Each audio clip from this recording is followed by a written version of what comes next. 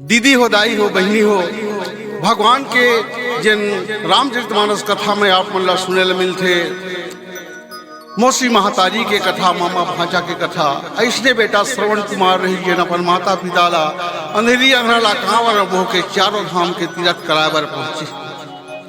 जहां पहुंच के यहाँ राजा दशरथ शिकार खेले बर बैठे रहे, सुंदर सरोवर खना करके कि मोर ये जीव जंतु कोनो जीव जूठा जहन करे जल्ला करके तहाँ श्रवण कुमार पहुंच गए। जैसे बाण लगे हाय राम करके श्रवण गिर गए।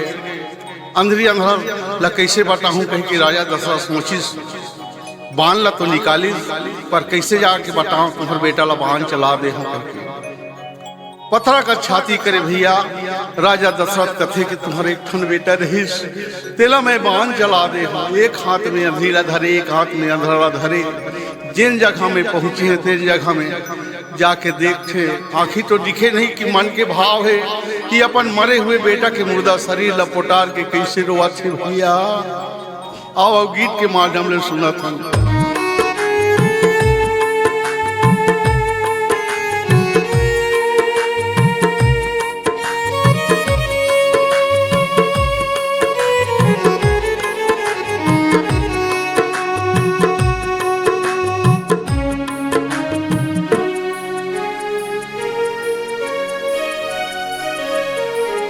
अंधेरा के आँखी अंधेरा के लाठी रहे रे मोर हीरा सरवन,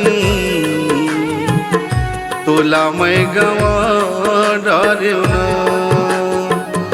तोला मैं गवा डारियो ना मोर सरवन लाला, तोला मैं गवा डारियो ना। अंधेरा के आँखी अंधेरा के लाठी रहे रे मोर हीरा सरवन, तोला मैं गवा डारियो ना, तोला मैं गवा डारियो ना मोर सरवन बेटा, तोला मैं भूलो डारियो ना। भैया हो, राजा दशरथ सुंदर सरोवर खना करके और पहरेदारी करे कि कोनो जीव जंतु जूठा झन करे। मोर भाचा सरवने मत जल ला पी लेती ता मोर कल्याण हो जाती, मोर उद्धार हो जाती। सही भाव में राजा दशरथ शब्द विधि बाण चलाए।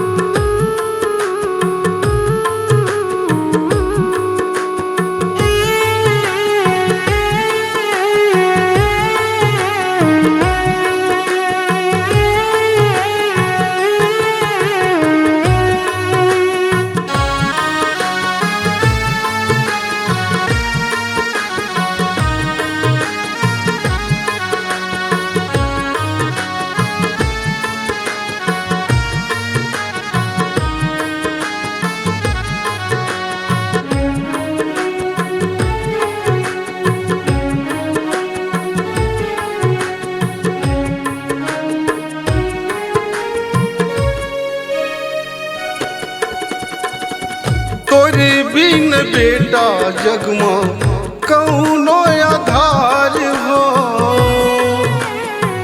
मन में सब लागत रहते सुना संसार हो, मन में सब लागत रहते सुना संसार हो।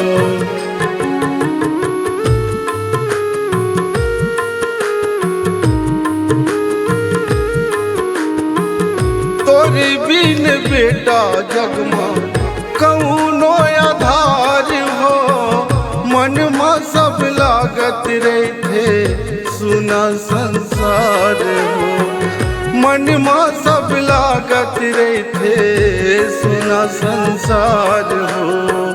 कौड़ी कस काया हो गे राम हे राम, कौड़ी कस काया हो गे राम, कैसे कटी रे जिंदगी तुला मैं गवा डारियो ना,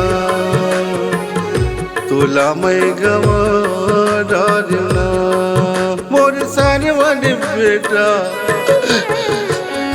राजा दशरथ भैया जैसे बाण सरवन लगे हाय राम करके गिर गए।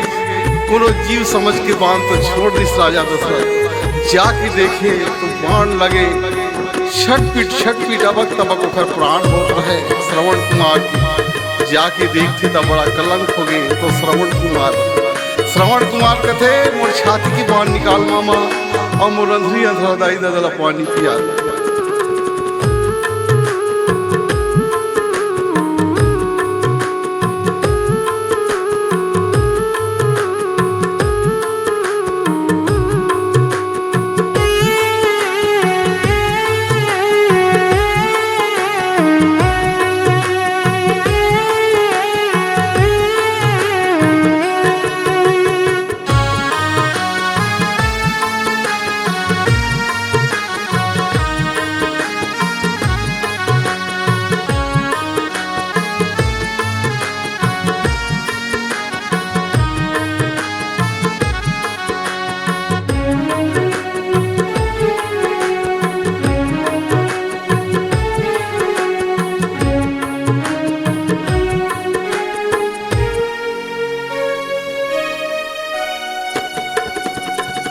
नारी के मारे माँ संगी गौ हत्या पाप है,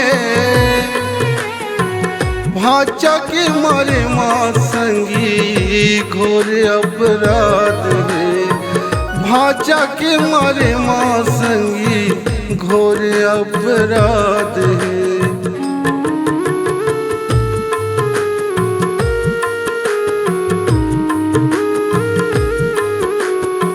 नारी के मारे माँ संगी गौ हत्या पाप है, भाचा के मारे माँ संगी घोर अपराध है, भाचा के मारे माँ संगी घोर अपराध है।